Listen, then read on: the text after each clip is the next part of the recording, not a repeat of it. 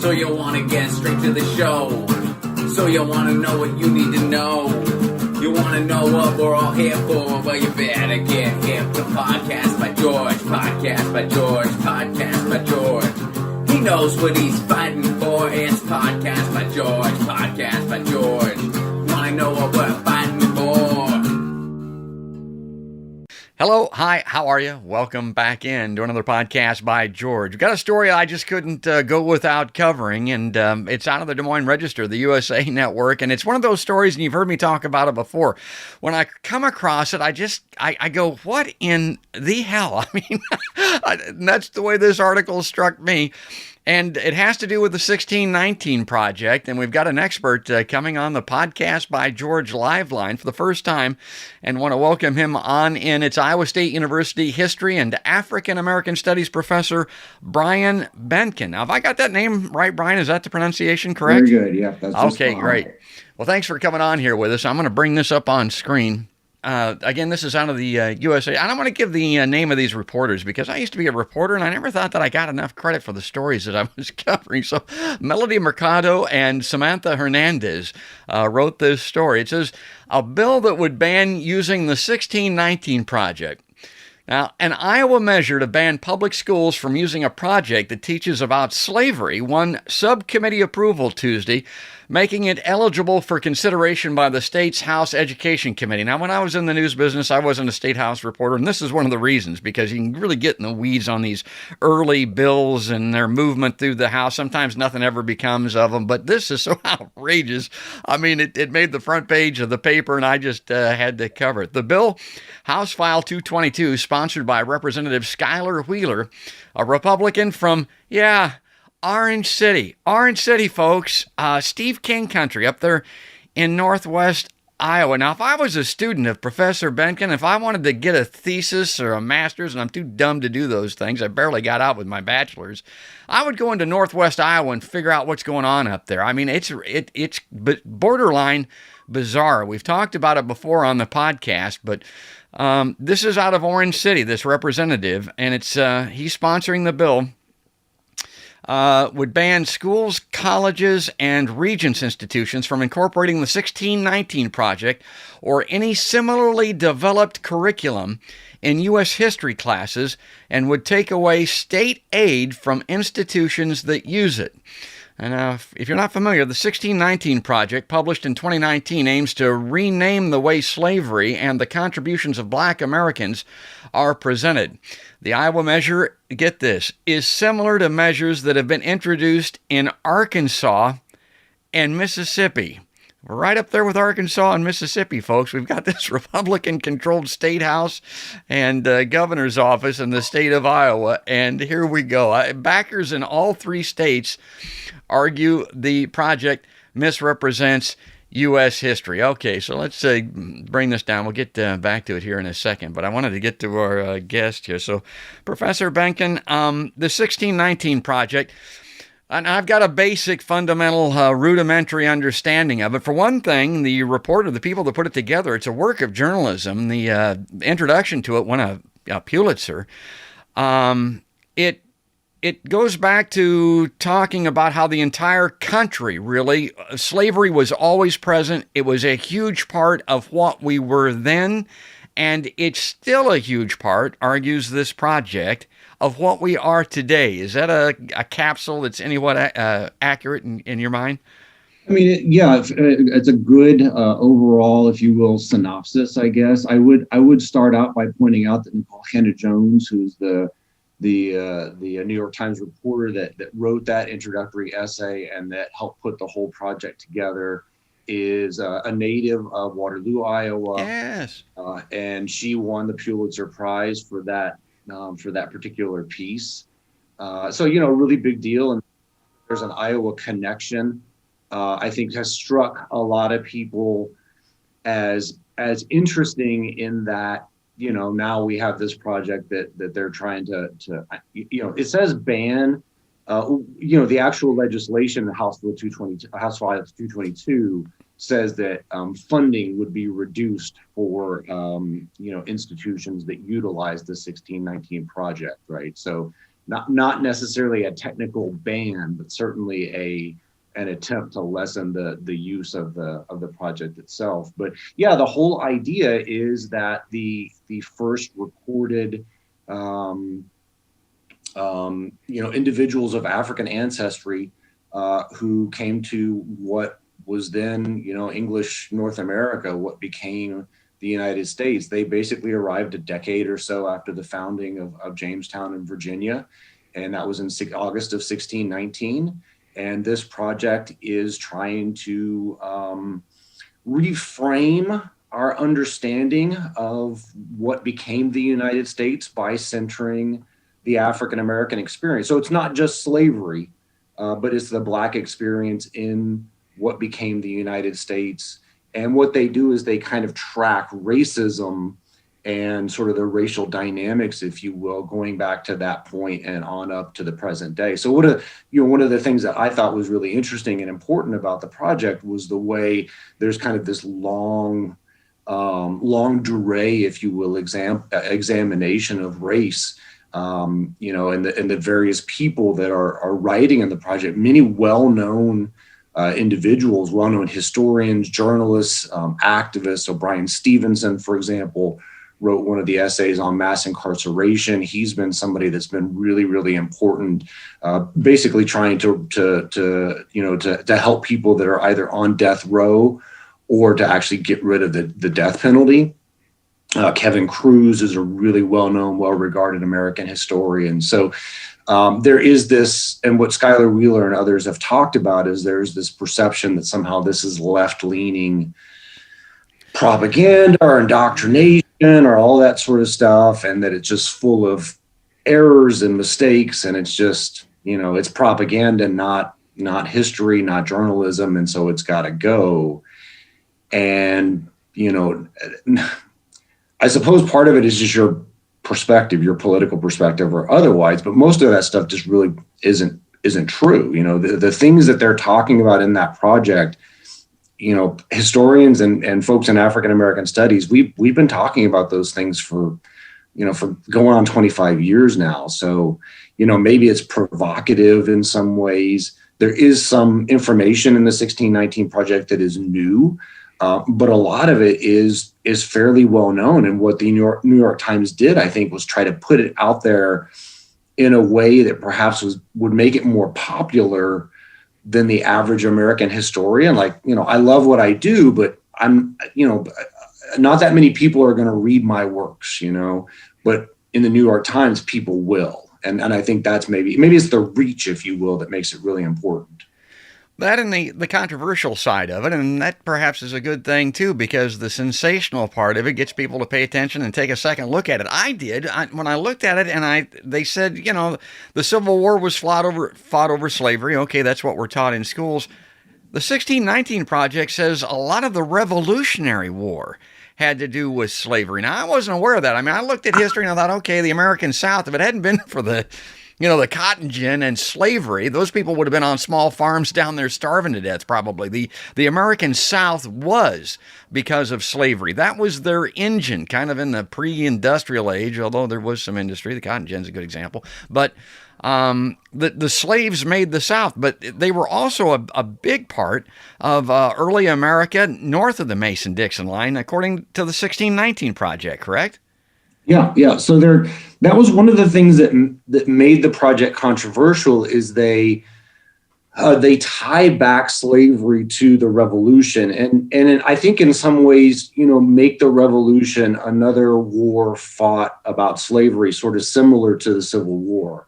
And frankly, there are a lot of wars in American history. I write and teach about the Mexican-American War, the Texas Revolution. These are kind of similar ways you can see the extension and the expansion of slavery leading to warfare. But that was one of the things that caused some measure of controversy, because there were a lot of people that said, our founding was really about this, these great ideas about liberty and democracy and freedom.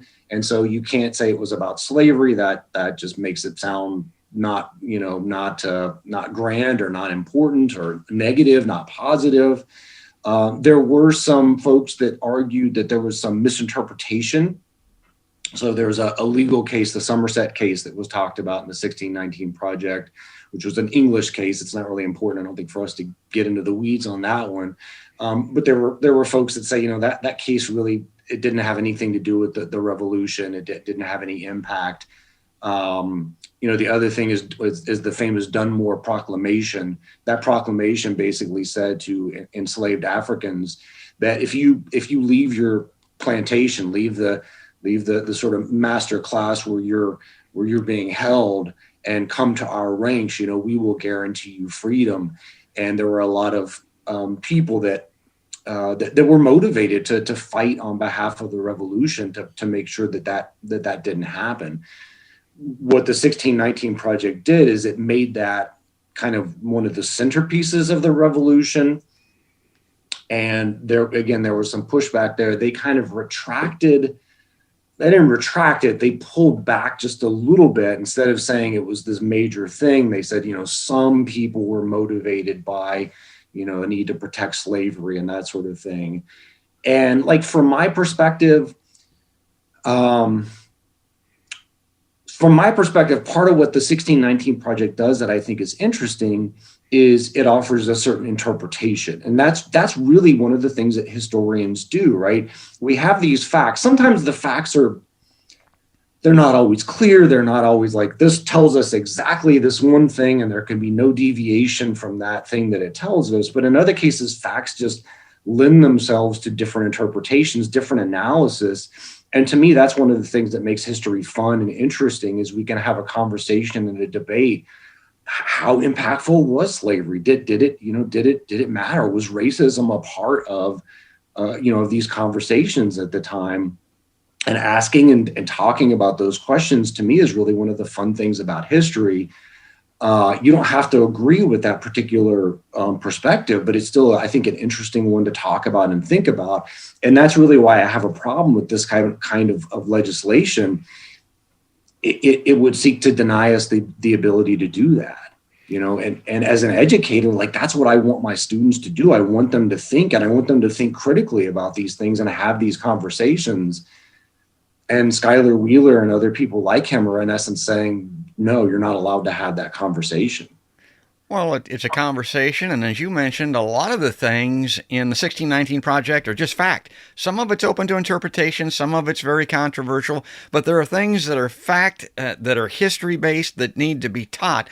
And I wanted to get to this angle of it because, as I mentioned in the early part of that article, they're wanting to restrict its censorship of what the Regents institutions can teach as an example. Now, you're not as old as I am, but I'm going back to my school days, and the history books that I had that I can recall what was in them, the 1619 Project stuff, a lot of this wasn't reported, wasn't in the textbooks. In your career, have you seen textbooks evolve? Is more of this factual information from the project finding its way into our textbooks? And is this being taught, some of this, today when it wasn't, say, when I was in school? Yeah, so I've seen an evolution that I would say is kind of oscillated, if you will, has ebbed and flowed. I remember when I was in college, and I had an experience actually that a lot of the students that I have in my classes today, unfortunately, still have. And that is, I had to get to college to learn, about slavery, or to learn about segregation and what went into it, or to learn about, I studied the civil rights movement. So to learn that the civil rights movement just wasn't Martin Luther King, right? There were other people, there were different ideas, so on and so forth. And one of the things my students tell me all the time is, why am I just learning about this? Why did I have to wait until a teenager, a late teen or early 20-year-old Yes. to learn about this stuff? And they're angry about it. What's happened with textbooks? So I think this is interesting. And this is a field of scholarship all by itself. People who examine textbooks and analyze textbooks and sort of chart the history of how textbooks have changed and what they tell us and all that sort of stuff.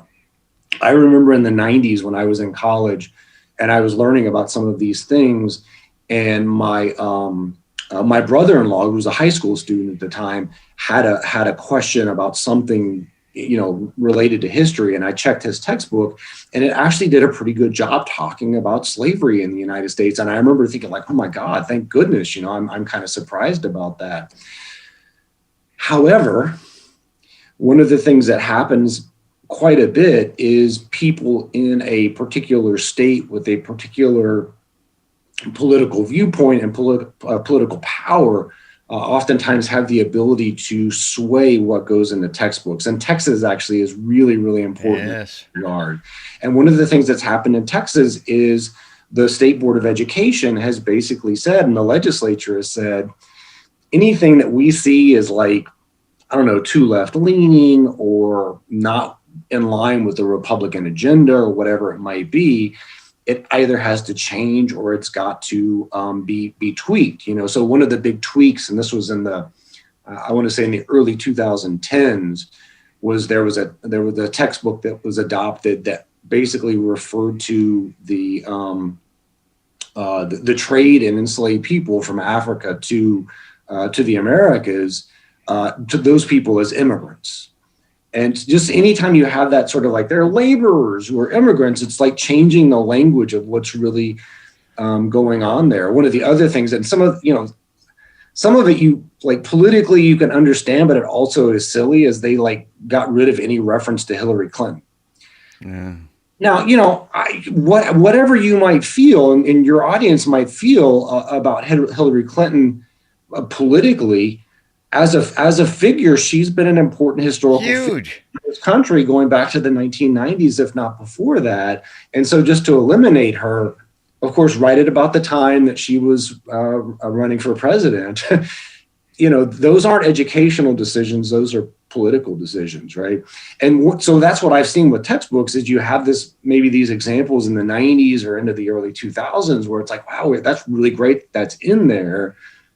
Now we have this regression back where it's like, yeah, let's just not talk about this stuff because I don't know, it makes people feel uncomfortable or it's divisive or, kind of fill in the blank. It's what you like. And it's what social media is all about. And it's kind of transformed the way that people look at the world and what they want to see. And you mentioned Hillary Clinton, not a fan here, particularly when it comes to the run up to the Iraq War. By the way, before I lose you here today, what about the Iraq War? How's that being reported? Because my take on that is that it was a misbegotten venture in Iraq looking for WMDs the United States was told did not exist, that were not found, and therefore there were as many as 1 million, it's reported by some sources, Iraqi civilians that died under a false flag from the United States. Is that the way that that's being reported? Completely different topic, but I just got to ask you out of curiosity. Well, I think I think it's a really interesting question and how we remember things and then how things kind of change over time. This maybe is one that is not necessarily for the better. And that is that people like George W. Bush have kind of been rehabilitated over the past couple of years. And that's one of the things that's like, well, we thought we got bad information.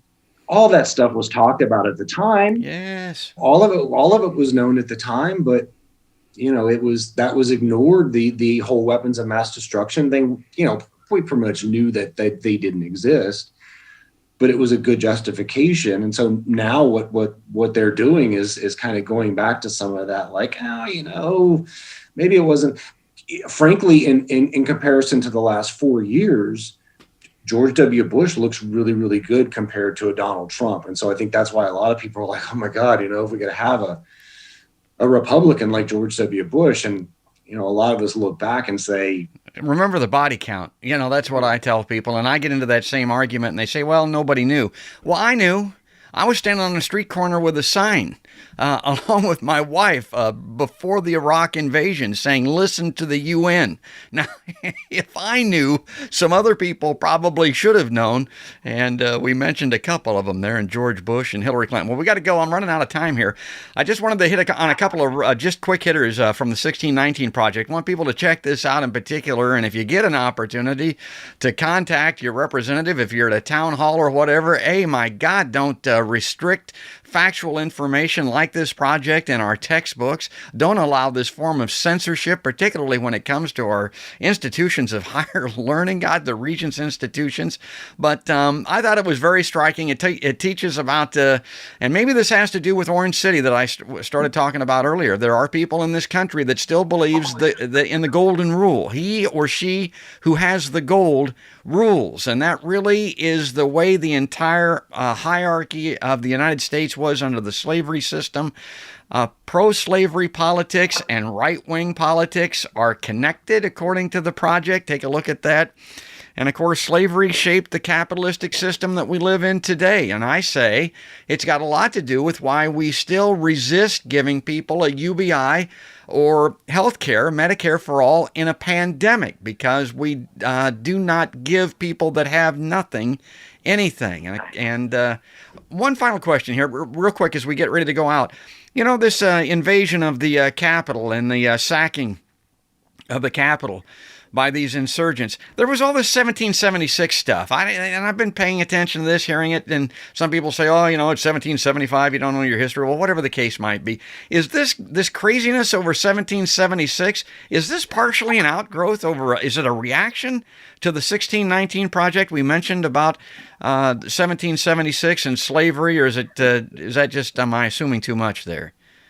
No, it is. So 1619 project came out. One of the people that was very critical and saw it as kind of anti-American, and I think in some ways anti-white people and that sort of thing, was President Trump. And so he developed this 1776 commission to basically author, you know, an alternative, what they saw, of course, is a more truthful or more patriotic, is what they talked about, version of American history.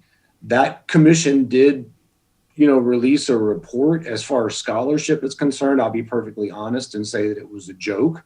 But it was released, and that was in the final days of the Trump administration. And as soon as he was gone, the website with that report was taken down, and you'd be hard pressed to find it now. Yeah, well, that's good. I hope it doesn't find its way into its textbooks. We're over time. We get into these interesting topics, and it's been a great conversation, and I always seem to run short on time. But I want to give you the last word here. Anything in summary, because I digress, and sometimes I don't ask the right questions. Anything here you want to say in closing as we wrap up this particular episode? No, I appreciate the opportunity to do that, and thank you for having me on. You know, the thing that I would say to your listeners and to the public in general is that, you know, as I said in the beginning, one of the things that we do in the classroom is we debate complex ideas and complex subjects. And that's one of the things that the 1619 project tries to do, trying to ban it, trying to prohibit it. As far as I'm concerned, it's unconstitutional. It's certainly anti-democratic. It's not what good educators do. It's not what good historians do. And frankly, it's a fairly cowardly way of trying to deal with a subject that you either would rather not deal with or that you find incorrect or whatever. And there are better ways to go about doing that. Ah, that's great. That's well said. Yeah, it's not what you like, folks. It's what is. I mean, give me the facts. And it goes to this journalism element that I talked about earlier, which is my background. Report the facts and teach the facts. Folks, I want to thank our guest once again. Thanks for coming on, Professor Benkin. Absolutely. Thanks for having me. And if you like this episode, and if you like Podcasts by George and these types of conversations, please follow us on Facebook is a good place to see the video versions of these, and you can subscribe to the videos on YouTube, of course. Ring the notification bell to get each and every show that appears there. And, of course, the audio versions are always available on iTunes, Spotify, the iHeartRadio app, and every place that podcasts are heard.